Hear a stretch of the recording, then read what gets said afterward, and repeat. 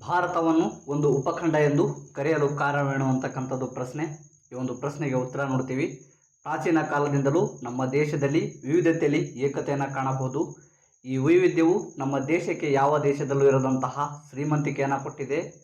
ಇಲ್ಲಿಯ ವಿವಿಧ ರೀತಿಯ ಮೇಲ್ಮೆ ಲಕ್ಷಣಗಳು, ವಾಯುಗುಣ, ಸ್ವಾಭಾವಿಕ ಸಸ್ಯವರ್ಗಗಳು ಹಾಗೂ ಜನರಲ್ಲಿನ ವೈವಿಧ್ಯತೆಯನ್ನು ಗಮನಿಸಿದಾಗ ಇದನ್ನು ಒಂದು ಉಪಖಂಡ ಅಂಥೇಳಿ ಕರೆಯಬಹುದಾಗಿದೆ ಅಂಥೇಳಿ ನಾವು ನೋಡ್ತೀವಿ. ನೆಕ್ಸ್ಟ್, ಭಾರತವು ಏಷ್ಯಾ ಖಂಡದ ಯಾವ ಭಾಗದಲ್ಲಿರುವ ಪರ್ಯಾಯ ದ್ವೀಪವಾಗಿದೆ ಅಂತಕ್ಕಂಥದ್ದು ಪ್ರಶ್ನೆ. ಹಾಗಾದ್ರೆ ನಾವು ಮೊದಲು ಗೊತ್ತಿರಬೇಕು ಪರ್ಯಾಯ ದ್ವೀಪ ಅಂದರೆ ಏನು ಅಂತೇಳಿ ಗೊತ್ತಿರಬೇಕು. ಅಂದ್ರೆ 3 ಕಡೆ ಸಮುದ್ರದಿಂದ, 1 ಕಡೆ ಭೂಭಾಗದಿಂದ ಕೂಡಿರುವುದನ್ನು ಏನಂತೇಳಿ ಕರೀತಾರೆ ಅಂದ್ರೆ ಪರ್ಯಾಯ ದ್ವೀಪ ಅಂತೇಳಿ ಕರೀತಕ್ಕಂಥದ್ದು ನೋಡ್ತೀವಿ. ಹಾಗಾದ್ರೆ ಭಾರತ ಖಂಡವು ಏಷ್ಯಾ ಖಂಡದ ಯಾವ ಭಾಗದಲ್ಲಿರುವ ಪರ್ಯಾಯ ದ್ವೀಪವಾಗಿದೆ ಅಂದ್ರೆ ದಕ್ಷಿಣ ಭಾಗದಲ್ಲಿರುವ ಪರ್ಯಾಯ ದ್ವೀಪವಾಗಿದೆ ಅಂತೇಳಿ ನಮ್ಗೆ ಗೊತ್ತಿರಬೇಕು. ಅದೇ ರೀತಿಯಾಗಿ ಭಾರತಕ್ಕೆ ಭಾರತವೆಂಬ ಹೆಸರು ಬರಲು ಕಾರಣ ಅಂತಕ್ಕಂಥದ್ದು ಪ್ರಶ್ನೆ. ಹಾಗಾದ್ರೆ ಈ ಒಂದು ಪ್ರಶ್ನೆಗೆ ಉತ್ತರ ನೋಡ್ತೀವಿ ನಾವು. ಭರತ ಎಂಬ ಪುರಾತನ ಚಕ್ರವರ್ತಿಯ ಹೆಸರಿನಿಂದ ಬಂದಿದೆ ಅಂತ ಹೇಳಿ ನಾವು ನೋಡ್ತೀವಿ. ಅಂದ್ರೆ ಭಾರತದಲ್ಲಿ ಭರತ ಎಂಬ ಚಕ್ರವರ್ತಿ ಆಳ್ವಿಕೆ ಮಾಡಿದನು. ಅವನಿಂದ ಏನದ ಅಂದ್ರೆ ಭಾರತಕ್ಕೆ ಭಾರತ ಎಂಬ ಹೆಸರು ಬಂದಿದೆ ಅಂತ ಹೇಳಿ ನಮ್ಗೆ ಗೊತ್ತಿರಬೇಕು. ನೆಕ್ಸ್ಟ್, ಅದೇ ರೀತಿಯಾಗಿ ಇಂಡಿಯಾ ಎಂಬ ಹೆಸರು ಯಾವ ನದಿಯಿಂದ ಬಳಕೆಗೆ ಬಂದಿದೆ ಅಂತಕ್ಕಂಥದ್ದು ಪ್ರಶ್ನೆ. ಹಾಗಾದ್ರೆ ನಮ್ಗೆ ಗೊತ್ತಿರಬೇಕು ಇಂಡಿಯಾ ಎಂಬ ಹೆಸರು ಯಾವ ಒಂದು ನದಿಯ ಬಳಕೆಯಿಂದ ಬಂದಿದೆ ಅಂದ್ರೆ ಸಿಂಧು ನದಿಯಿಂದ. ನೆಕ್ಸ್ಟ್, ಭಾರತದ ಯಾವ ಭಾಗ ಕಿರಿದಾಗಿದೆ ಅಂತಕ್ಕಂಥದ್ದು. ಅದೇ ರೀತಿಯಾಗಿ ಯಾವ ಭಾಗ ತ್ರಿಕೋನಾಕೃತಿಯಲ್ಲಿದೆ, ಅಥವಾ ಇನ್ನೊಂದು ನೋಡ್ತೀವಿ ಪ್ರಶ್ನೆ, ಯಾವ ಭಾಗ ಹಿಂದೂ ಮಹಾಸಾಗರದಲ್ಲಿ ಚಾಚಿಕೊಂಡಿದೆ ಅಂತಕ್ಕಂಥದ್ದು ಪ್ರಶ್ನೆ. ಹಾಗಾದ್ರೆ ನಮ್ಗೆ ಗೊತ್ತಿರಬೇಕು, ಒಂದು ಮ್ಯಾಪ್ನ ನೋಡಿದಾಗ ಗೊತ್ತಾಗ್ತದೆ ಭಾರತದ ಯಾವ ಭಾಗ ಕಿರಿದಾಗಿದೆ ಅಂತಕ್ಕಂಥದ್ದು. ಅದೇ ರೀತಿಯಾಗಿ ಯಾವ ಭಾಗ ತ್ರಿಕೋನಾಕೃತಿಯಲ್ಲಿದೆ ಅಂತಕ್ಕಂಥದ್ದು, ಯಾವ ಭಾಗ ಹಿಂದೂ ಮಹಾಸಾಗರದಲ್ಲಿ ಚಾಚಿಕೊಂಡಿದೆ ಅಂತಕ್ಕಂಥದ್ದು ಪ್ರಶ್ನೆ. ಹಾಗಾದ್ರೆ ಈ ಒಂದು ಪ್ರಶ್ನೆಗೆ ಉತ್ತರ ಬಂದುಬಿಟ್ಟು ಯಾವುದು ಅಂದ್ರೆ ದಕ್ಷಿಣ ಭಾಗ ಅಂತಕ್ಕಂಥದ್ದು. ಈ ಒಂದು ದಕ್ಷಿಣ ಭಾಗ ಏನದಾದ್ರೆ ಕಿರಿದಾದ ಭಾಗವಾಗಿದೆ. ಅದೇ ರೀತಿಯಾಗಿ ಏನದಂದ್ರೆ ಇದು ತ್ರಿಕೋನಾಕೃತಿಯಲ್ಲಿದೆ ಅಂತ ಹೇಳಿ ನಮ್ಗೆ ಗೊತ್ತಿರಬೇಕು. ಇದು ಏನದಂದ್ರೆ ಹಿಂದೂ ಮಹಾಸಾಗರದಲ್ಲಿ ಚಾಚಿಕೊಂಡಿದೆ ಅಂತ ಹೇಳಿ ನಮ್ಗೆ ಗೊತ್ತಿರಬೇಕು. ನೆಕ್ಸ್ಟ್ ಪ್ರಶ್ನೆಯನ್ನು ನೋಡ್ತೀವಿ. ಭಾರತವು ಭೂಮಿಯ ಯಾವ ಗೋಳಾರ್ಧದಲ್ಲಿದೆ ಅಂತಕ್ಕಂಥದ್ದು ಪ್ರಶ್ನೆ. ಹಾಗಾದ್ರೆ ನಮ್ಗೆ ಗೊತ್ತಿರಬೇಕು ಉತ್ತರ ಬಂದುಬಿಟ್ಟು ಉತ್ತರ ಗೋಳಾರ್ಧದಲ್ಲಿದೆ ಅಂಥೇಳಿ ನಮ್ಗೆ ಗೊತ್ತಿರಬೇಕು. ಗೋಳಾರ್ಧದಲ್ಲಿದೆ ಅಂಥೇಳಿ ನಮ್ಗೆ ಗೊತ್ತಿರಬೇಕು. ಅದೇ ರೀತಿಯಾಗಿ ಭಾರತದ ವಿಸ್ತೀರ್ಣವೆಷ್ಟು ಅಂತ ಹೇಳಿ ಕೇಳಿದ್ರೆ ನಮ್ಗೆ ಗೊತ್ತಿರಬೇಕು. ಭಾರತದ ವಿಸ್ತೀರ್ಣ ಬಂದುಬಿಟ್ಟು 32,87,263 ಚದರ ಕಿಲೋಮೀಟರ್ನಷ್ಟಿದೆ ಅಂತೇಳಿ ನಮ್ಗೆ ಗೊತ್ತಿರಬೇಕು. ಅದೇ ರೀತಿಯಾಗಿ ಭಾರತ ಪ್ರಪಂಚದ ಎಷ್ಟನೆಯ ದೊಡ್ಡ ರಾಷ್ಟ್ರ ಅಂತಕ್ಕಂಥದ್ದು ಪ್ರಶ್ನೆ. ಭಾರತ ಪ್ರಪಂಚದ ಎಷ್ಟನೆಯ ದೊಡ್ಡ ರಾಷ್ಟ್ರ ಅಂದ್ರೆ 7ನೇ ದೊಡ್ಡ ರಾಷ್ಟ್ರ. ನೆಕ್ಸ್ಟ್, ಅದೇ ರೀತಿಯಾಗಿ ಭಾರತ ಪ್ರಪಂಚದ ಭೂಕ್ಷೇತ್ರ ಎಷ್ಟಿದೆ ಅಂತಕ್ಕಂಥದ್ದು ಎಷ್ಟಿದೆ ಅಂದ್ರೆ 2.4%. ನೆಕ್ಸ್ಟ್, ಭಾರತದಲ್ಲಿ ಎಷ್ಟು ರಾಜ್ಯಗಳಿವೆ ಅಂತ ಹೇಳಿ ನಮ್ಗೆ ಗೊತ್ತಿರಬೇಕು. ಭಾರತದಲ್ಲಿ 29 ರಾಜ್ಯಗಳಿವೆ. ಅದೇ ರೀತಿಯಾಗಿ ನಮ್ಗೆ ಗೊತ್ತಿರಬೇಕು ಭಾರತದಲ್ಲಿ ಎಷ್ಟು ಕೇಂದ್ರಾಡಳಿತ ಪ್ರದೇಶಗಳಿವೆ ಅಂತಕ್ಕಂಥದ್ದು. ಭಾರತದಲ್ಲಿ ಎಷ್ಟು ಕೇಂದ್ರಾಡಳಿತ ಪ್ರದೇಶಗಳಿವೆ ಅಂದ್ರೆ ಭಾರತದಲ್ಲಿ 6 ಕೇಂದ್ರಾಡಳಿತ ಪ್ರದೇಶಗಳಿವೆ ಅಂತೇಳಿ ನಮ್ಗೆ ಗೊತ್ತಿರಬೇಕು. ಭಾರತವು 2011 ಜನಗಣತಿಯ ಪ್ರಕಾರ ಎಷ್ಟು ಕೋಟಿ ಜನಸಂಖ್ಯೆಯನ್ನು ಹೊಂದಿದೆ ಅಂತಕ್ಕಂಥದ್ದು ಪ್ರಶ್ನೆ. ಹಾಗಾದ್ರೆ ನಮ್ಗೆ ಗೊತ್ತಿರಬೇಕು 2011 ಜನಗಣತಿಯ ಪ್ರಕಾರ ಏನಂದ್ರೆ 121 ಕೋಟಿ ಜನಸಂಖ್ಯೆಯನ್ನು ಹೊಂದಿದೆ ಅಂತೇಳಿ ನಮ್ಗೆ ಗೊತ್ತಿರಬೇಕು. ಅದೇ ರೀತಿಯಾಗಿ ಭಾರತ ಪ್ರಪಂಚದ ಒಟ್ಟು ಜನಸಂಖ್ಯೆಯ ಶೇಕಡ ಎಷ್ಟಿದೆ ಅಂದ್ರೆ ಉತ್ತರ ಬಂದುಬಿಟ್ಟು 17.5% ಅಂತಕ್ಕಂಥದ್ದು. ನೆಕ್ಸ್ಟ್, ಭಾರತದ ರಾಷ್ಟ್ರೀಯ ರಾಜಧಾನಿ ಯಾವುದು ಅಂತಕ್ಕಂಥದ್ದು ಪ್ರಶ್ನೆ. ಒಂದು ಪ್ರಶ್ನೆಗೆ ಉತ್ತರ ಬಂದುಬಿಟ್ಟು ಭಾರತದ ರಾಷ್ಟ್ರೀಯ ರಾಜಧಾನಿ ಯಾವುದು ಅಂದ್ರೆ ದೆಹಲಿ. ಅದೇ ರೀತಿಯಾಗಿ NCT ವಿಸ್ತರಿಸಿ. NCT ಅಂದರೆ ಗೊತ್ತಿರಬೇಕು ನ್ಯಾಷನಲ್ ಕ್ಯಾಪಿಟಲ್ ಟೆರಿಟರಿ ಅಂತಕ್ಕಂಥದ್ದು. ಭಾರತವು ಭೌಗೋಳಿಕವಾಗಿ ಯಾವ ಗೋಳಾರ್ಧದ ಮಧ್ಯದಲ್ಲಿ ನೆಲೆಸಿದೆ ಅಂತಕ್ಕಂಥದ್ದು ಪ್ರಶ್ನೆ. ಹಾಗಾದ್ರೆ ಭಾರತವು ಭೌಗೋಳಿಕವಾಗಿ ಯಾವ ಗೋಳಾರ್ಧದ ಮಧ್ಯದಲ್ಲಿ ಇದೆ ಅಂದ್ರೆ ಉತ್ತರ ಗೋಳಾರ್ಧ ಹಾಗೂ ಪೂರ್ವ ಗೋಳಾರ್ಧದ ಮಧ್ಯದಲ್ಲಿ ಇದೆ ಅಂತ ಹೇಳಿ ನಮ್ಗೆ ಗೊತ್ತಿರಬೇಕು. ನೆಕ್ಸ್ಟ್, ಭಾರತ ಪ್ರಧಾನ ಭೂಭಾಗವು ಎಷ್ಟು ಡಿಗ್ರಿ ಅಕ್ಷಾಂಶ ಹಾಗೂ ರೇಖಾಂಶಗಳ ನಡುವೆ ವಿಸ್ತರಿಸಿದೆ ಅಂತಕ್ಕಂಥದ್ದು ಪ್ರಶ್ನೆ. ಭಾರತ ಭೂಭಾಗವು 8 ಡಿಗ್ರಿ 4ರಿಂದ 37 ಡಿಗ್ರಿ 6 ಉತ್ತರ ಅಕ್ಷಾಂಶ, 68 ಡಿಗ್ರಿ 7ರಿಂದ 97 ಡಿಗ್ರಿ 25 ಪೂರ್ವ ರೇಖಾಂಶಗಳ ನಡುವೆ ವಿಸ್ತರಿಸಿದೆ ಅಂತಕ್ಕಂಥದ್ದು ನಾವು ನೋಡ್ತೀವಿ. ಅದೇ ರೀತಿಯಾಗಿ ಭಾರತದ ದಕ್ಷಿಣ ತುದಿ ಯಾವುದು ಅಂದ್ರೆ ಕನ್ಯಾಕುಮಾರಿ. ಇದನ್ನು ಏನಂತ ಹೇಳಿ ಕರೀತಾರೆ ಅಂದ್ರೆ ಇಂದಿರಾ ಪಾಯಿಂಟ್ ಅಂತೇಳಿ ಕರೀತಕ್ಕಂಥದ್ದು ನೋಡ್ತೀವಿ. ನೆಕ್ಸ್ಟ್, ಭಾರತದ ದಕ್ಷಿಣ ತುದಿ ಯಾವುದು ಅಂತ ಹೇಳಿ ಕೇಳಿದ್ರೆ ನಮ್ಗೆ ಗೊತ್ತಿರಬೇಕು. ಭಾರತದ ದಕ್ಷಿಣ ತುದಿ ಯಾವುದು ಅಂದ್ರೆ ಕನ್ಯಾಕುಮಾರಿ. ಇದನ್ನು ಏನಂತೇಳಿ ಕರೀತಾರೆ ಅಂದ್ರೆ ಇಂದಿರಾ ಪಾಯಿಂಟ್ ಅಂತೇಳಿ ಕರೀತಕ್ಕಂಥದ್ದು ನೋಡ್ತೀವಿ. ಅದೇ ರೀತಿಯಾಗಿ ಭಾರತದ ಉತ್ತರ ತುದಿ ಯಾವುದು ಅಂದ್ರೆ ಜಮ್ಮು ಕಾಶ್ಮೀರ. ಭಾರತದ ಉತ್ತರ ತುದಿಯನ್ನು ಏನಂತೇಳಿ ಕರೀತಾರೆ ಅಂದ್ರೆ ಇಂದಿರಾ ಕೋಲ್ ಅಂತೇಳಿ ಕರೀತಕ್ಕಂಥದ್ದು ನೋಡ್ತೀವಿ. ಅದೇ ರೀತಿಯಾಗಿ ನಮ್ಗೆ ಗೊತ್ತಿರಬೇಕು ಭಾರತದ ಪೂರ್ವ ತುದಿ ಯಾವುದು ಅಂತ ಹೇಳಿ ನಮ್ಗೆ ಗೊತ್ತಿರಬೇಕು. ಭಾರತದ ಪೂರ್ವ ತುದಿ ಯಾವುದು ಅಂದ್ರೆ ಅರುಣಾಚಲ್ ಪ್ರದೇಶ. ಅದೇ ರೀತಿಯಾಗಿ ಭಾರತದ ಪಶ್ಚಿಮ ತುದಿ ಯಾವುದು ಅಂತ ಹೇಳಿ ನಮ್ಗೆ ಗೊತ್ತಿರಬೇಕು. ಭಾರತದ ಪಶ್ಚಿಮ ತುದಿ ಯಾವುದು ಅಂದ್ರೆ ಗುಜರಾತಿನ ಕಚ್ ಅಂತ ಹೇಳಿ ನಮ್ಗೆ ಗೊತ್ತಿರಬೇಕು. ನೆಕ್ಸ್ಟ್, ಭಾರತದ ಭೂಮಧ್ಯ ರೇಖೆ ಯಾವುದು ಅಂತಕ್ಕಂಥದ್ದು ಪ್ರಶ್ನೆ. ಹಾಗಾದ್ರೆ ಈ ಒಂದು ಪ್ರಶ್ನೆಗೆ ಉತ್ತರ ಬಂದ್ಬಿಟ್ಟು 82 ಪೂರ್ವ ರೇಖಾಂಶ. ಇದು ಏನದಂದ್ರೆ ಪ್ರಯಾಗ್ ಅಲಹಾಬಾದ್ನ ದೇಶದ ಮಧ್ಯದಲ್ಲಿ ಹಾಯ್ದು ಹೋಗುತ್ತದೆ. ಹಾಗಾದ್ರೆ ನಮ್ಗೆ ಗೊತ್ತಿರಬೇಕು ಭಾರತದ ಭೂಮಧ್ಯ ರೇಖೆ ಎಲ್ಲಿ ಹಾದು ಹೋಗುತ್ತದೆ ಅಂದರೆ ಪ್ರಯಾಗ್ ಅಲಹಾಬಾದ್ನ ದೇಶದ ಮಧ್ಯದಲ್ಲಿ ಹಾದು ಹೋಗುತ್ತದೆ ಅಂತ ಹೇಳಿ ನಮ್ಗೆ ಗೊತ್ತಿರಬೇಕು. ಅದೇ ರೀತಿಯಾಗಿ ಭಾರತವು ಎಷ್ಟು ಕಿಲೋಮೀಟರ್ ಭೂಗಡಿಯನ್ನು ಹೊಂದಿದೆ ಅಂತಕ್ಕಂಥದ್ದು ಪ್ರಶ್ನೆ. ಭಾರತವು 15,200 ಕಿಲೋಮೀಟರ್ ಭೂಗಡಿಯನ್ನು ಹೊಂದಿದೆ ಅಂಥೇಳಿ ನಮ್ಗೆ ಗೊತ್ತಿರಬೇಕು. ನೆಕ್ಸ್ಟ್, ಮೀಟರ್ ಕರಾವಳಿಯನ್ನು ಹೊಂದಿದೆ ಅಂತಕ್ಕಂಥದ್ದು ಪ್ರಶ್ನೆ. ಹಾಗಾದ್ರೆ ಈ ಒಂದು ಪ್ರಶ್ನೆಗೆ ಉತ್ತರ ಗೊತ್ತಿರಬೇಕು. ಭಾರತವು 6,100 ಕಿಲೋಮೀಟರ್ ಉದ್ದ ಕರಾವಳಿಯನ್ನು ಹೊಂದಿದೆ ಅಂತೇಳಿ ನಮ್ಗೆ ಗೊತ್ತಿರಬೇಕು. ಅದೇ ರೀತಿಯಾಗಿ ಭಾರತವು ಎಷ್ಟು ರಾಷ್ಟ್ರಗಳನ್ನೇ ಭೂಗಡಿಯನ್ನು ಹಂಚಿಕೊಂಡಿದೆ ಅಂತಕ್ಕಂಥದ್ದು ಪ್ರಶ್ನೆ. ಹಾಗಾದರೆ ಈ ಒಂದು ಪ್ರಶ್ನೆಗೆ ಉತ್ತರ ಬಂದ್ಬಿಟ್ಟು ಭಾರತವು 7 ರಾಷ್ಟ್ರಗಳೊಂದಿಗೆ ಭೂಗಡಿಯನ್ನು ಹಂಚಿಕೊಂಡಿದೆ ಅಂತೇಳಿ ನಮ್ಗೆ ಗೊತ್ತಿರಬೇಕು. ಅದೇ ರೀತಿಯಾಗಿ ಭಾರತದ ನೆರೆಯ ರಾಷ್ಟ್ರಗಳು ಯಾವುವು ಅಂತಕ್ಕಂಥದ್ದು ಪ್ರಶ್ನೆ. ಭಾರತದ ನೆರೆಯ ರಾಷ್ಟ್ರಗಳು ಬಂದ್ಬಿಟ್ಟು ಪಾಕಿಸ್ತಾನ್, ಅಫ್ಘಾನಿಸ್ತಾನ್, ಚೀನಾ, ನೇಪಾಳ, ಭೂತಾನ್, ಮಯನ್ಮಾರ್, ಬಾಂಗ್ಲಾದೇಶ ಮತ್ತು ಶ್ರೀಲಂಕಾ, ಮಾಲ್ಡೀವ್ಸ್. ಹಾಗಾದ್ರೆ ಈ ಒಂದು 7 ರಾಷ್ಟ್ರಗಳನ್ನ ನಾವು ನೋಡ್ತೀವಿ. ಈ ಒಂದು 7 ರಾಷ್ಟ್ರಗಳು ಏನಂದ್ರೆ ಭಾರತದೊಡನೆ ಭೂಗಡಿಯನ್ನು ಹಂಚಿಕೊಂಡಂತಹ ರಾಷ್ಟ್ರಗಳು ಅಂತೇಳಿ ನಮ್ಗೆ ಗೊತ್ತಿರಬೇಕು. ಅದೇ ರೀತಿಯಾಗಿ ಏನದಂದ್ರೆ ಇವು ನೆರೆಯ ರಾಷ್ಟ್ರಗಳು ಕೂಡ, ಹಾಗಾಗಿ ನಮ್ಗೆ ಗೊತ್ತಿರಬೇಕು ಇವು. ಅದೇ ರೀತಿಯಾಗಿ ಶ್ರೀಲಂಕಾ, ಮಾಲ್ಡೀವ್ಸ್ ಏನದಂದ್ರೆ ಭಾರತದ ನೆರೆಯ ರಾಷ್ಟ್ರಗಳು ಅಂತೇಳಿ ನಮ್ಗೆ ಗೊತ್ತಿರಬೇಕು. ನೆಕ್ಸ್ಟ್, ಭಾರತ ಮತ್ತು ಪಾಕಿಸ್ತಾನದ ನಡುವೆ ಇರುವ ಗಡಿ ರೇಖೆ ಯಾವುದು ಅಂತಕ್ಕಂಥದ್ದು. ಹಾಗಾದ್ರೆ ಈ ಒಂದು ಪ್ರಶ್ನೆಗೆ ಉತ್ತರ ಬಂದ್ಬಿಟ್ಟು ರ್ಯಾಡ್ ಕ್ಲಿಫ್ ರೇಖೆ.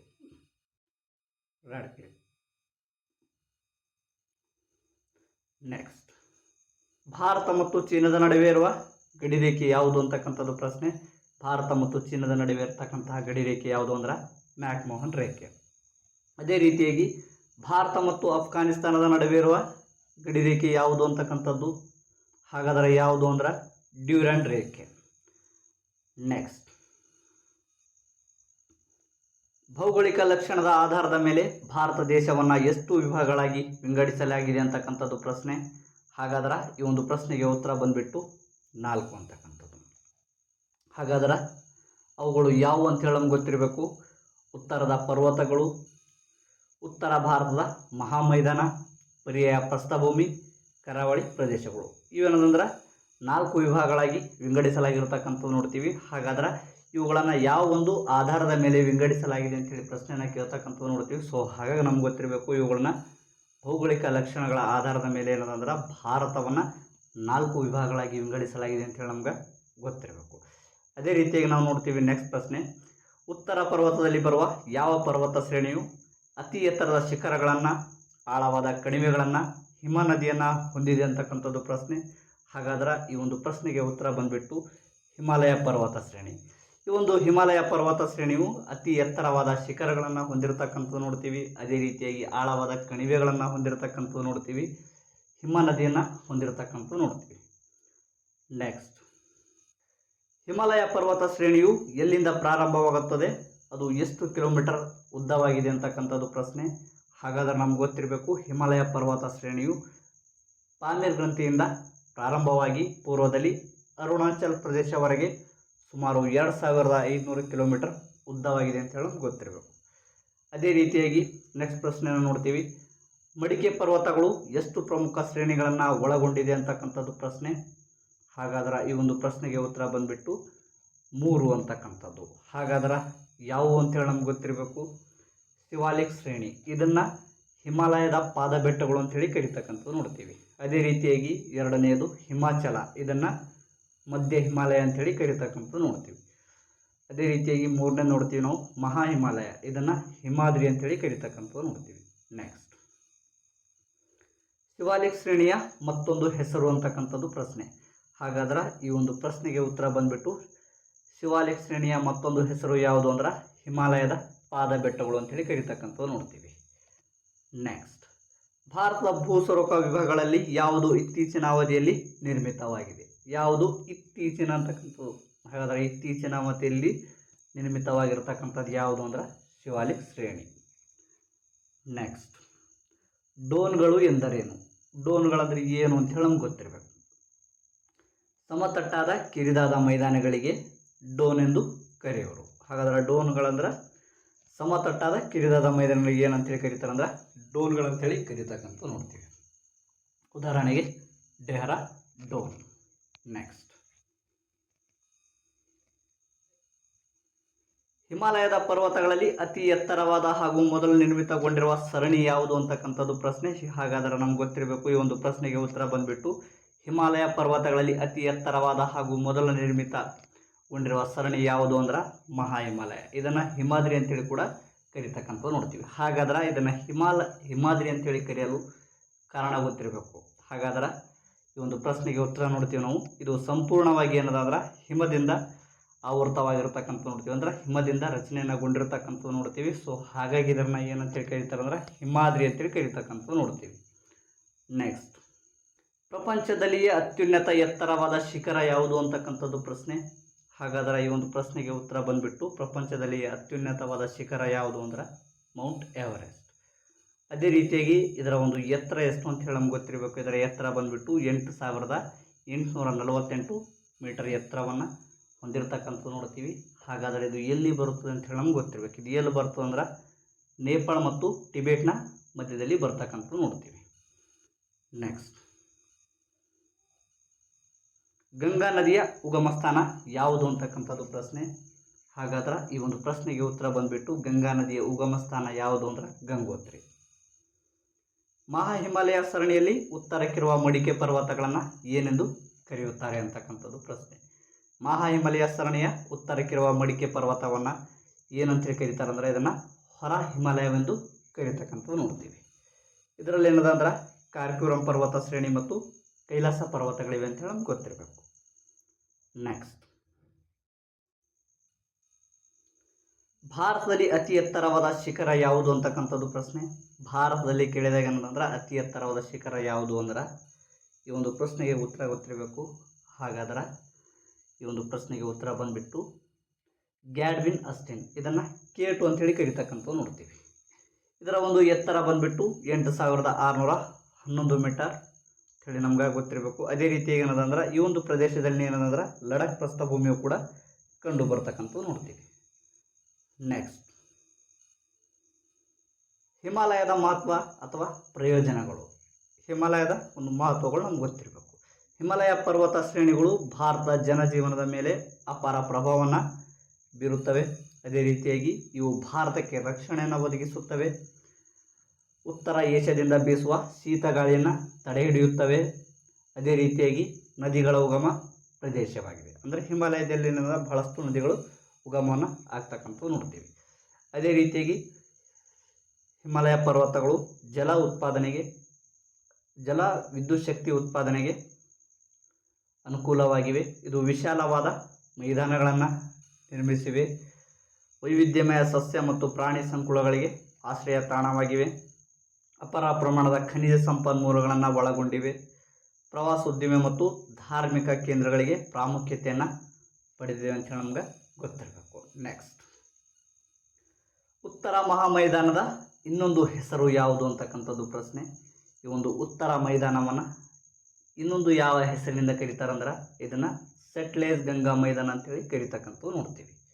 ಅದೇ ರೀತಿ ಉತ್ತರದ ಮಹಾಮೈದಾನ ಎಲ್ಲಿ ಕಂಡು ಬರುತ್ತವೆ ಅಂತಕ್ಕಂಥದ್ದು ಪ್ರಶ್ನೆ. ಈ ಒಂದು ಉತ್ತರದ ಮಹಾಮೈದಾನಗಳು ಉತ್ತರದಲ್ಲಿ ಹಿಮಾಲಯ ಪರ್ವತಗಳು ಹಾಗೂ ದಕ್ಷಿಣದಲ್ಲಿ ಪರ್ಯಾಯ ಪ್ರಸ್ಥಭೂಮಿ ನಡುವೆ ಇವುಗಳು ಕಂಡು ಬರ್ತಕ್ಕಂಥದ್ದು ನೋಡ್ತೀವಿ. ಆ ಮೈದಾನ ಎಲ್ಲಿಂದ ಎಲ್ಲಿಯವರೆಗೆ ವಿಸ್ತರಿಸಿವೆ ಅಂತಕ್ಕಂಥದ್ದು ಪ್ರಶ್ನೆ. ಈ ಒಂದು ಪ್ರಶ್ನೆಗೆ ಉತ್ತರ ಬಂದ್ಬಿಟ್ಟು ಪಶ್ಚಿಮದಿಂದ ಸಿಂಧೂ ನದಿಯ ಮೈದಾನದಿಂದ ಪೂರ್ವದಲ್ಲಿ ಬ್ರಹ್ಮಪುತ್ರ ಕಣಿವೆವರೆಗೆ ವಿಸ್ತರಿಸಿವೆ.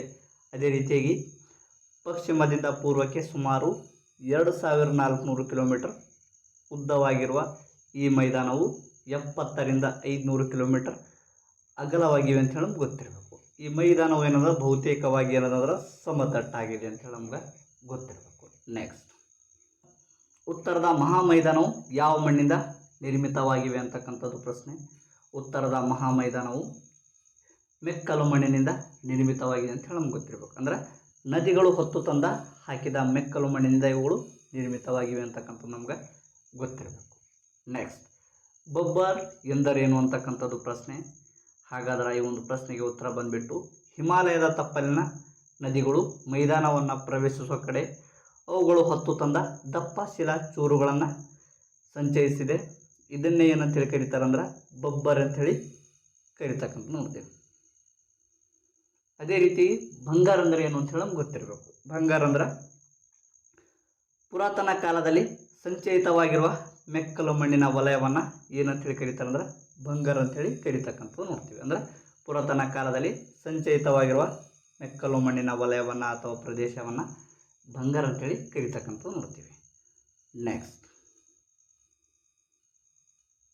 ಖದರ್ ಎಂದರೇನು ಅಂತಕ್ಕಂಥ. ಹಾಗಾದರೆ ಖದರ್ ಅಂದರೆ ಏನು ಅಂತ ಹೇಳಿ ನಮ್ಗೆ ಗೊತ್ತಿರಬೇಕು. ಇತ್ತೀಚಿನ ಅವಧಿಯಲ್ಲಿ ಸಂಚಯಿತಗೊಂಡು ನಿರ್ಮಿತವಾಗಿರತಕ್ಕಂತಹ ಮೆಕ್ಕಲ ಮಣ್ಣನ್ನು ಏನಂತೇಳಿ ಕರೀತಾರೆ ಅಂದ್ರೆ ಖದರ್ ಅಂತೇಳಿ ಕರೀತಕ್ಕಂಥದ್ದು ನೋಡ್ತೀವಿ. ಅಂದ್ರೆ ಇದೇನಂದ್ರೆ ಇತ್ತೀಚಿನ ಅವಧಿಯಲ್ಲಿ ನಿರ್ಮಿತವಾಗಿರ್ತಕ್ಕಂತಹ ಮೆಕ್ಕಲು ಮಣ್ಣನ್ನು ಖದರ್ ಅಂತೇಳಿ ಕರೀತಕ್ಕಂಥದ್ದು ನೋಡ್ತೀವಿ. ಮೌಂಟ್ ಎವರೆಸ್ಟ್ ಪರ್ವತದ ಎತ್ತರವನ್ನು ಮೊದಲ ಬಾರಿಗೆ ನಿಖರವಾಗಿ ಗುರುತಿಸಿದವರು ಯಾರು ಅಂತಕ್ಕಂಥದ್ದು ಪ್ರಶ್ನೆ. ಈ ಒಂದು ಪ್ರಶ್ನೆಗೆ ಉತ್ತರ ಬಂದುಬಿಟ್ಟು ರಾಜ್ನಾಥ್ ಸಿದ್ಕರ್ ಅಂತಕ್ಕಂಥವ್ರು. ಭಾರತದ ಭೂಸ್ವರೂಪ ವಿಭಾಗಗಳಲ್ಲಿ ಅತಿ ದೊಡ್ಡದು ಯಾವುದು ಅಂತಕ್ಕಂಥದ್ದು ಪ್ರಶ್ನೆ. ಹಾಗಾದರೆ ಈ ಒಂದು ಪ್ರಶ್ನೆಗೆ ಉತ್ತರ ಬಂದುಬಿಟ್ಟು ಪರ್ಯಾಯ ಪ್ರಸ್ಥಭೂಮಿ. ಅಲ್ಲದೆ ಇದನ್ನು ಭೂ ಇತಿಹಾಸದ ಪ್ರಕಾರ ಇದನ್ನು ಅತಿ ಪುರಾತನವಾದದ್ದು ಅಂತ ಹೇಳಿ ಕರೀತಕ್ಕಂಥದ್ದು ನೋಡ್ತೀವಿ.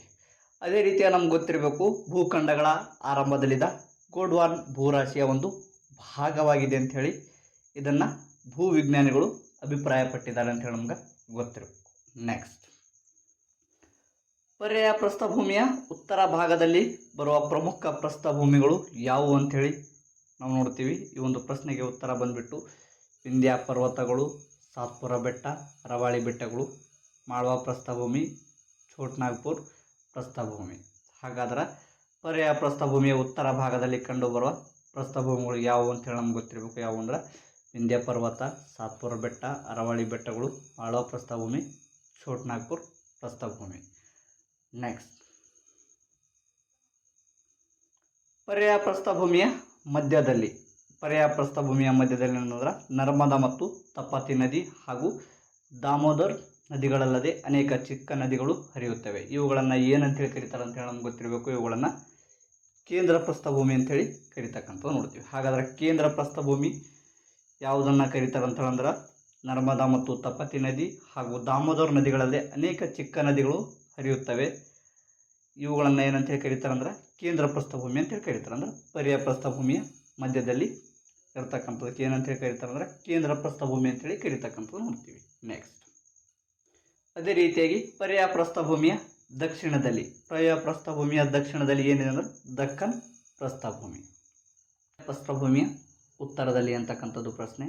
ಮಹಾದೇವ, ಮೈಕಲ್ ಶ್ರೇಣಿ, ಅಮರಕಂಟಕ ಬೆಟ್ಟಗಳು, ರಾಜ್ಮಾಲ್ ಬೆಟ್ಟಗಳು ಅಂತೇಳಿ ನಮ್ಗೆ ಗೊತ್ತಿರಬೇಕು. ಅದೇ ರೀತಿಯಾಗಿ ದಕ್ಕನ್ ಪ್ರಸ್ಥಭೂಮಿ ಪಶ್ಚಿಮದಲ್ಲಿ ಅಂತಕ್ಕಂಥದ್ದು. ದಕ್ಕನ್ ಪ್ರಸ್ಥಭೂಮಿಯ ಪಶ್ಚಿಮದಲ್ಲಿ ಏನು ಕಂಡು ಬರ್ತಾವೆ ಅಂತೇಳಿ ನಮ್ಗೆ ಗೊತ್ತಿರಬೇಕು. ಪಶ್ಚಿಮ ಬೆಟ್ಟಗಳಿವೆ. ಇವುಗಳು ಮಹಾರಾಷ್ಟ್ರ ಹಾಗೂ ಕರ್ನಾಟಕದಲ್ಲಿ ಇವುಗಳನ್ನು ಏನಂತೇಳಿ ಕರೀತಾರೆ ಅಂತೇಳಿ ನಮ್ಗೆ ಗೊತ್ತಿರಬೇಕು. ಇವುಗಳನ್ನು ಏನಂತೇಳಿ ಕರೀತಾರೆ ಅಂದ್ರೆ ಸಹ್ಯಾದ್ರಿ ಅಂತೇಳಿ ಕರೀತಕ್ಕಂಥದ್ದು ನೋಡ್ತೀವಿ. ನೆಕ್ಸ್ಟ್, ದಕ್ಷಿಣ ಭಾರತದಲ್ಲಿ ಅತ್ಯುನ್ನತ ಶಿಖರ ಯಾವುದು ಅಂತಕ್ಕಂಥದ್ದು ಪ್ರಶ್ನೆ. ಹಾಗಾದರೆ ಈ ಒಂದು ಪ್ರಶ್ನೆಗೆ ಉತ್ತರ ಬಂದುಬಿಟ್ಟು ಅಣ್ಣಾಮಲೈ ಸರಣಿಯ ಆನೆಮುಡಿ ಶಿಖರ. ಹಾಗಾದ್ರೆ ನಮ್ಗೆ ಗೊತ್ತಿರಬೇಕು ದಕ್ಷಿಣ ಭಾರತದಲ್ಲಿ ಅತ್ಯುನ್ನತ ಶಿಖರ ಯಾವುದು ಅಂದ್ರೆ ಆನೆಮುಡಿ. ಹಾಗಾದ್ರೆ ಇದರ ಒಂದು ಆನೆಮುಡಿ ಶಿಖರದ ಎತ್ತರ ಗೊತ್ತಿರಬೇಕು. ಇದರ ಎತ್ತರ ಬಂದುಬಿಟ್ಟು 2665 ಮೀಟರ್ಗಳಷ್ಟು ಏನಂದರೆ ಇದು ಎತ್ತರವಾಗಿದೆ ಅಂತ ಹೇಳಿ ನಮ್ಗೆ ಗೊತ್ತಿರಬೇಕು. ನೆಕ್ಸ್ಟ್, ಪರ್ಯಾಯ ಪ್ರಸ್ಥಭೂಮಿಯು ಆರ್ಥಿಕವಾಗಿ ಹೆಚ್ಚು ಪ್ರಾಮುಖ್ಯತೆಯನ್ನು ಪಡೆದಿದೆ ಏಕೆ ಅಂತಕ್ಕಂಥದ್ದು ಪ್ರಶ್ನೆ. ಹಾಗಾದ್ರೆ ಈ ಒಂದು ಪ್ರಶ್ನೆಗೆ ಉತ್ತರ ಬಂದ್ಬಿಟ್ಟು ಇಲ್ಲಿರ್ತಕ್ಕಂತಹ ಅಪಾರವಾದ ಖನಿಜ ಸಂಪನ್ಮೂಲಗಳು ಇರ್ತಕ್ಕಂಥ ನೋಡ್ತೀವಿ ಪರ್ಯಾಯ ಪ್ರಸ್ಥಭೂಮಿಯಲ್ಲಿ. ಅದೇ ರೀತಿಯಾಗಿ ಪರ್ಯಾಯ ಪ್ರಸ್ಥಭೂಮಿಯಲ್ಲಿನ ನದಿಗಳು ಜಲಪಾತಗಳಿಂದ ಕೂಡಿರುವುದರಿಂದ ಎಲ್ಲಿನಂದ್ರೆ ಜಲ ವಿದ್ಯುತ್ ಶಕ್ತಿ ಉತ್ಪಾದನೆಗೆ ಅನುಕೂಲವನ್ನು ಆಗಿರ್ತಕ್ಕಂಥದ್ದು ನೋಡ್ತೀವಿ. ಸೊ ಹಾಗಾಗಿ ಏನದಂದ್ರೆ ಇಲ್ಲಿ ಪರ್ಯಾಯ ಪ್ರಸ್ಥಭೂಮಿಯಲ್ಲಿ ಅಪಾರವಾದ ಖನಿಜ ಸಂಪನ್ಮೂಲಗಳು ದೊರೀತಕ್ಕಂಥದ್ದು ನೋಡ್ತೀವಿ. ಇಲ್ಲಿ ಏನಂದ್ರೆ ನದಿಗಳು ಜಲಪಾತಗಳಿಂದ ಕೂಡಿರುವುದರಿಂದ ಜಲ ವಿದ್ಯುತ್ ಉತ್ಪಾದನೆಗೆ ಇವುಗಳು ಅನುಕೂಲವನ್ನು ಆಗಿರ್ತಕ್ಕಂಥದ್ದು ನೋಡ್ತೀವಿ. ಹಾಗಾಗಿ ಈ ಎರಡನ್ನು ನಾವು ಗಮನಿಸಿದಾಗ ಏನಂದರೆ ಇದು ಆರ್ಥಿಕವಾಗಿ ಹೆಚ್ಚು ಪ್ರಾಮುಖ್ಯತೆಯನ್ನು ಪಡೆದಿರ್ತಕ್ಕಂಥದ್ದು ನೋಡ್ತೀವಿ. ಸೊ ಹಾಗೆ ನಮ್ಗೆ ಗೊತ್ತಿರಬೇಕು ಪರ್ಯಾಯ ಪ್ರಸ್ಥಭೂಮಿಯು ಆರ್ಥಿಕವಾಗಿ ಪ್ರಾಮುಖ್ಯತೆಯನ್ನು ಏಕನ್ನು ಪಡೆದಿದೆ ಅಂದ್ರೆ ಇಲ್ಲಿರ್ತಕ್ಕಂಥ ಅಪಾರವಾದ ಖನಿಜ ಸಂಪನ್ಮೂಲಗಳು, ಅದೇ ರೀತಿಯಾಗಿ ಏನದಂದ್ರೆ ನದಿಗಳು ಇರ್ತಕ್ಕಂಥ ನೋಡ್ತೀವಿ ಜಲಪಾತಗಳಿಂದ ಕೂಡಿರೋದ್ರಿಂದ ಜಲ ವಿದ್ಯುತ್ ಶಕ್ತಿಗೆ ಇಲ್ಲಿ ಉತ್ಪಾದಿಸುವುದರಿಂದ ಇದು ಏನಂದ್ರೆ ಆರ್ಥಿಕವಾಗಿ ಅನುಕೂಲವನ್ನು ಆಗಿರ್ತಕ್ಕಂಥ ನೋಡ್ತೀವಿ. ಸೊ ಹಾಗಾಗಿ ಏನಂದ್ರೆ ಇಲ್ಲಿ ಏನಂದ್ರೆ ಆರ್ಥಿಕವಾಗಿ ಪ್ರಾಮುಖ್ಯತೆಯನ್ನು ಪಡೆದಿದೆ ಅಂತ ಹೇಳಿ ನಮ್ಗೆ ಗೊತ್ತಿರಬೇಕು.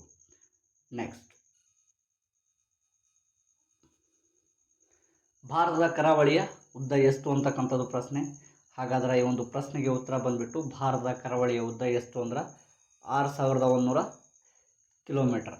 ಇದು ಏನಂದ್ರೆ ಭಾರತದ ದ್ವೀಪಗಳನ್ನು ಹೊರತುಪಡಿಸಿ ಅದೇ ರೀತಿಯಾಗಿ ಈ ಒಂದು ಕರಾವಳಿಯ ಉದ್ದ ಎಷ್ಟು ಅಂತೇಳಿ ಕೇಳಿದ್ರೆ ನಮ್ಗೆ ಗೊತ್ತಿರಬೇಕು 6100 ಕಿಲೋಮೀಟರ್ ಉದ್ದವಾದ ಕರಾವಳಿನ ಹೊಂದಿದೆ ಅಂತ ಹೇಳಿ ನಮ್ಗೆ ಗೊತ್ತಿರಬೇಕು. ಅದೇ ರೀತಿಯಾಗಿ ಭಾರತ ಕರಾವಳಿಯು ಎಲ್ಲಿಂದ ಎಲ್ಲಿಯವರೆಗೆ ವಿಸ್ತರಿಸಿದೆ ಅಂತೇಳಿ ನಮ್ಗೆ ಗೊತ್ತಿರಬೇಕು. ಭಾರತ ಕರಾವಳಿಯು ಎಲ್ಲಿಂದ ಎಲ್ಲಿಯವರೆಗೆ ವಿಸ್ತರಿಸಿದೆ ಅಂದ್ರೆ ಭಾರತ ಕರಾವಳಿಯು ಪಶ್ಚಿಮದಲ್ಲಿ ಗುಜರಾತಿನ ಕಚ್ ಪ್ರದೇಶದಿಂದ ಪೂರ್ವದಲ್ಲಿ ಗಂಗಾ ನದಿಯ ಮುಖಜಭೂಮಿಯವರೆಗೂ ವಿಸ್ತರಿಸಿದೆ ಅಂತೇಳಿ ನಮ್ಗೆ ಗೊತ್ತಿರಬೇಕು. ಅದೇ ರೀತಿಯಾಗಿ ನಮ್ಗೆ ಗೊತ್ತಿರಬೇಕು ಉದ್ದಕ್ಕೂ ಕಂಡುಬರುವ ಕಿರಿದಾದ ಮೈದಾನವನ್ನು ಏನಂತೇಳಿ ಕರೀತಾರೆ ಅಂದ್ರೆ ಕರಾವಳಿ ಮೈದಾನ ಅಂತೇಳಿ ಕರೀತಕ್ಕಂಥದ್ದು ನೋಡ್ತೀವಿ. ನೆಕ್ಸ್ಟ್, ಭಾರತದ ಕರಾವಳಿಯನ್ನು ಎಷ್ಟು ಭಾಗಗಳಾಗಿ ವಿಂಗಡಿಸಲಾಗಿದೆ ಅಂತಕ್ಕಂಥದ್ದು ಪ್ರಶ್ನೆ.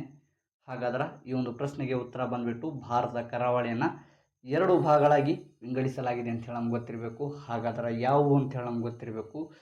ಪಶ್ಚಿಮ ಕರಾವಳಿ ಮತ್ತು ಪೂರ್ವ ಕರಾವಳಿ ಅಂಥೇಳಿ 2 ಭಾಗಗಳಾಗಿ ವಿಂಗಡಿಸಲಾಗಿರ್ತಕ್ಕಂಥ ನೋಡ್ತೀವಿ. ಅದೇ ರೀತಿಯಾಗಿ ನೆಕ್ಸ್ಟ್ ಪ್ರಶ್ನೆಯನ್ನು ನೋಡ್ತೀವಿ. ಪಶ್ಚಿಮ ಕರಾವಳಿಯು ಎಲ್ಲಿಂದ ಎಲ್ಲಿಯವರೆಗೆ ವಿಸ್ತರಿಸಿದೆ, ಇದರ ಉದ್ದ ಎಷ್ಟು ಅಂತಕ್ಕಂಥದ್ದು ಪ್ರಶ್ನೆ. ಹಾಗಾದರೆ ಪಶ್ಚಿಮ ಕರಾವಳಿಯು ಅರಬ್ಬಿ ಸಮುದ್ರ ಮತ್ತು ಪಶ್ಚಿಮ ಘಟ್ಟಗಳ ನಡುವೆ ಗುಜರಾತಿನ ಕಚ್ನಿಂದ ಕನ್ಯಾಕುಮಾರಿವರೆಗೆ ಇದೇನದಂದ್ರೆ ಸುಮಾರು 1500 ಕಿಲೋಮೀಟರ್ ಉದ್ದವನ್ನು ಹೊಂದಿದೆ ಅಂತೇಳಿ ನಮ್ಗೆ ಗೊತ್ತಿರಬೇಕು. ಅದೇ ರೀತಿಯಾಗಿ ನಮ್ಗೆ ಗೊತ್ತಿರಬೇಕು ಕೇರಳದಲ್ಲಿ ಇದನ್ನು ಮಲಬಾರ್ ತೀರ ಅಂತೇಳಿ ಕರೀತಕ್ಕಂಥದ್ದು ನೋಡ್ತೀವಿ.